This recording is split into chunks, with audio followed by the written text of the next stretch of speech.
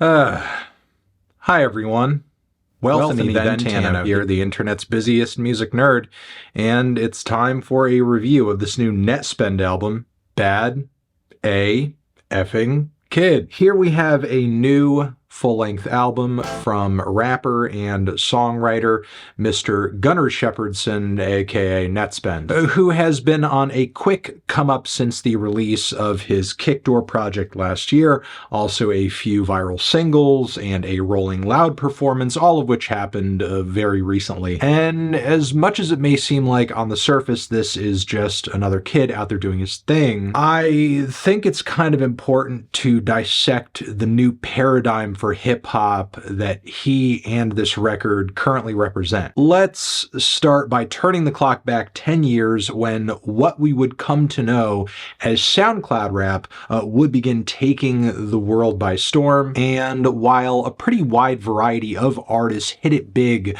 coming out of the SoundCloud platform in the mid-2010s, I'm kind of talking about a very specific subset of creators and rappers and singers here. I'm talking about Lil Pump, I'm talking about Lil Yachty, I'm talking about Lil Xan, I'm talking about Lil Uzi Vert. What I'm trying to distill here is what I guess you could say are the most prevailing sounds and attitudes to come out of this era, to come out of this movement at the time. One where you not only had a lot of young artists taking a very antagonistic stance with the rules and aesthetics and expectations of hip-hop music that came before them, but also in the process of that embracing wholeheartedly a lot of aggressive and vapid and druggy lyrics, simple flows, a super heavy reliance on autotune, also very, very messy, distorted, amateurish production. And even if a lot of these artists weren't coming at their records with super informed intentions, they still had a raw presentation, a DIY spirit, and a hype energy you couldn't really deny. And while the work of many of these artists definitely got a lot of hate out of the gate and has mostly been disqualified as mumble rap, you can't really deny the direction these people were moving in. It's proven to have staying power over the years, even if that staying power remains mostly with the sound and the trend, the direction it's all going in, rather than the individual artists kind of making it happen. They are in fact more of a revolving door of new faces that are kind of rapidly being swapped in and out. And I guess why this is all worth bringing up is because this process has been going on for so long at this point. We are now getting artists like NetSpend, who it seems like the only reference points he's working off of as far as what is hip-hop to him are either artists that fit into that SoundCloud rap rubric or have come downstream from that trend-wise, be that a Trippie Redd or a Playboi Carti or a Yeet, etc., with a dash of ultra distorted cloud rap influence in there for good measure. It's important to remember in the context of this project, as if NetSpend wasn't already making it very apparent, that he's still a pretty young guy, really began blowing up before he even turned 18. And most of the bars that you could say are emotionally substantive in some way kind of deal in this awkward transitional point he's in the midst of between his teen years and adulthood. I mean, we have the opening track, which makes numerous allusions to NetSpend feeling like he doesn't want to grow up, whatever this phase of life that he's in currently, he kind of wants to lock into that. Then moments later on the track Tyla, we have him also rapping that while he is 17, he's not just some child. And there's also a lot of bars here where he is tossing out tons of sexually explicit content, making references to being in places that you wouldn't think he'd be as a minor. Not to mention all the parts where it's clear that he wants to be older than he is, so he has more agency. And the only ways he can seemingly exert that at this point in his very young life are making music, getting high out of his mind, and also skipping class. Yeah,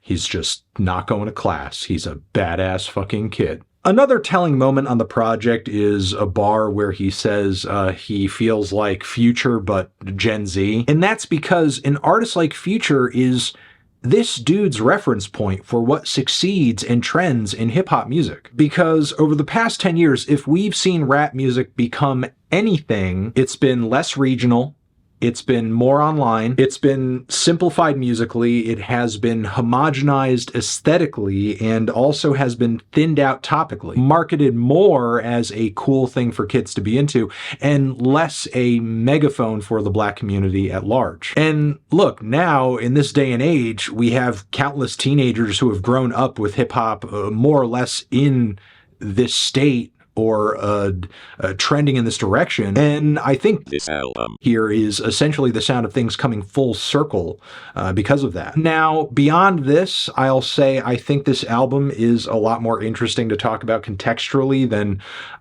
musically, because truth be told, NetSpend is not really a super skilled rapper. Very few of the flows that he doles out in the 30-minute runtime of this album are memorable. And even when they sort of are, they are delivered with a total ignorance toward tempo and rhythm.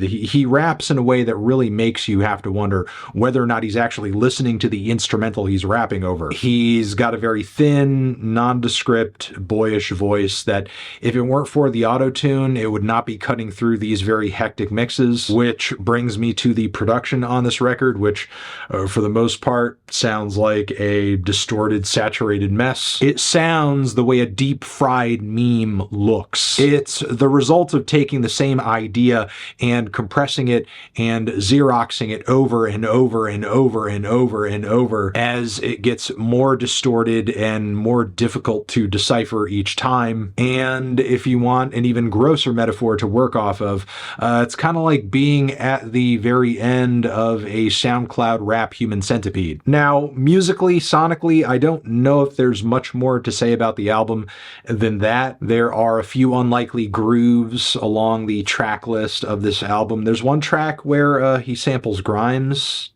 which sounds terrible, but it happens. And something else I could give the album most definitely is that it's not entirely this just noisy, nihilistic pursuit, as NetSpend does genuinely try to get across a vibe or a snapshot of who he is and this kind of awkward stage of life moment that he's in the midst of. And for sure, he certainly comes across more genuine in his art than an artist like Ian does, for example. Still, with that being said, most of the bars on this thing really just kind of amount to a lot of flexing and turning up. That is, when NetSpend isn't subjecting us to some truly mind-blowing deductions, like when he says, she pulled my pants down, I think she want what's in my pants now. No way! No way. I don't believe it. There's not really too much to talk about on the songwriting side of this album either. There aren't too many memorable choruses on the record, and I mean, even if there were,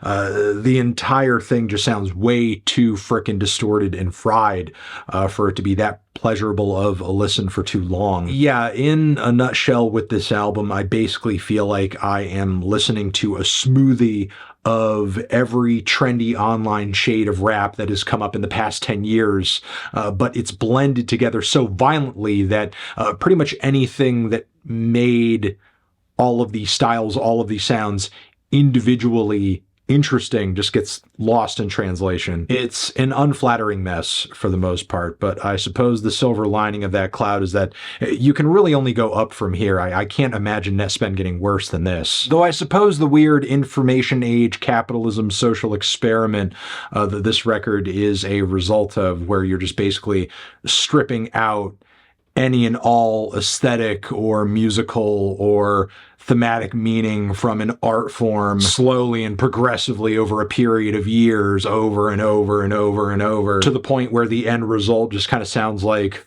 auto-tuned white noise. Yeah, that process can always take things to a worse and darker place, but most likely, if that's gonna happen, it'll be an artist who comes immediately after this one doing it. Yeah, I'm feeling a light 2 on this album.